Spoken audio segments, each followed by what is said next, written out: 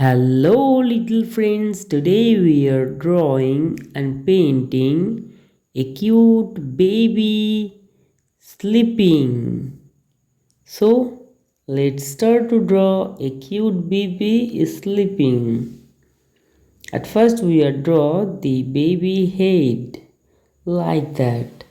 Always remember drawing and painting slowly, otherwise, your drawing will be wrong. Step by step follow how I am drawing. If you follow those steps, then you are also able to draw.